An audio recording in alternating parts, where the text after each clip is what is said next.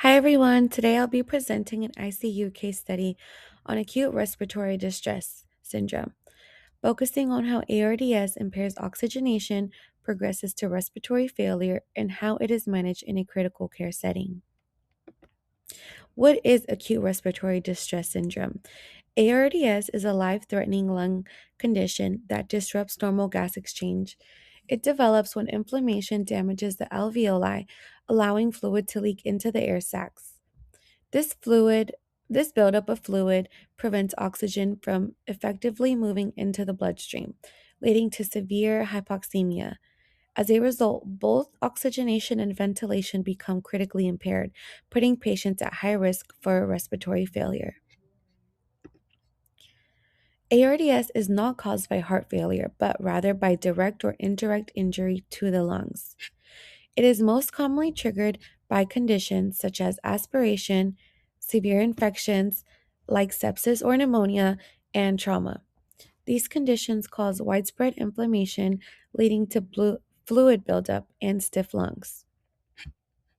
As the condition progresses, oxygen cannot effectively move into the bloodstream, resulting in severe hypoxemia and poor tissue perfusion.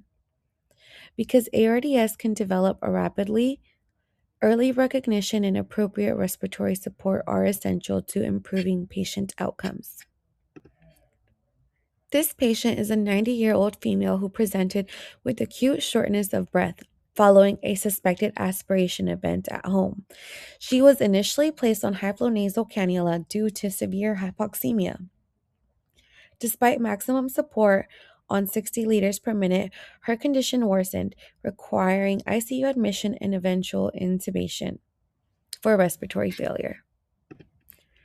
In this case, ARDS was likely triggered by aspiration, leading to widespread inflammation and damage to the alveolar capillary membrane.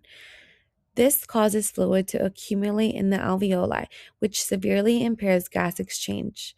As a result, lung compliance decreases and patients develop refractory hypoxemia and respiratory failure, which is a key feature of ARDS.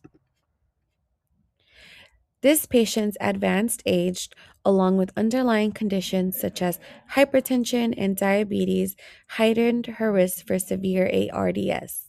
These factors are linked to worse outcomes and a reduced capacity to recover from critical illness, along with higher risk of mortality. The patient was intubated with a size 7 endotracheal tube measuring 20 centimeters at the teeth. She was placed on volume control ventilation with a focus on lung protective strategies, targeting 5 mLs per kilogram of ideal body weight and eventually 4 mLs per kilogram of ideal body weight.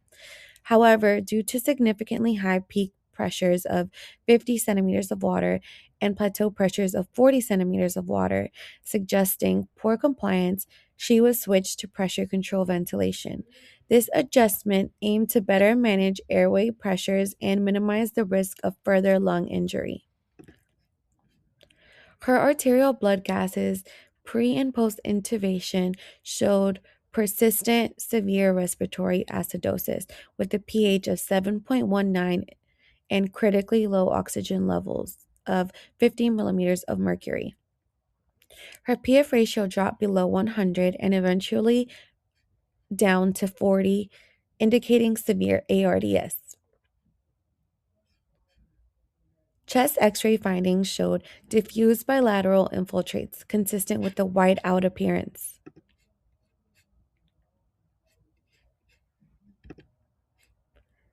To enhance oxygenation, the patient was positioned in the prone position with higher PEEP, which aids in oxygenation and optimizing ventilation perfusion matching. Additionally, inhaled nitric oxide was initiated as a rescue therapy. Although these measures resulted in some short term improvement, her hypoxemia continued to be severe. The team closely monitored her response to these interventions. Given the challenging trajectory of her ARDS, the healthcare providers remained committed to exploring all avenues to stabilize and improve her condition, with a constant focus on enhancing her quality of care and potential for recovery. In cases of severe ARDS, therapy such as ECMO may be considered if conventional ventilation proves ineffective. Continuous research is being conducted to investigate new treatment strategies aimed at enhancing patient outcomes. Overall, while challenges remain, the evolving landscape of ARDS treatment offers hope for better management and recovery for affected patients.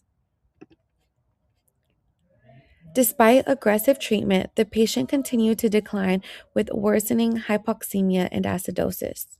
Unfortunately, she passed away due to complications of severe ARDS. This case highlights how rapidly ARDS can progress and the importance of early intervention. It also reinforces the critical role of respiratory care practitioners in managing ventilation and improving patient outcomes. By staying informed of emerging therapies and utilizing advanced ventilatory strategies, healthcare providers can better tailor treatments to individual patient needs.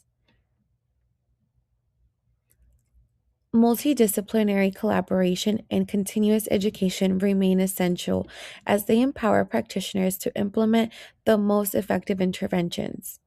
As we continue to explore innovative approaches, the commitment to enhancing patient care and outcomes remains at the forefront of respiratory care. Here's a list of references that were used in my research. Thank you all for your time.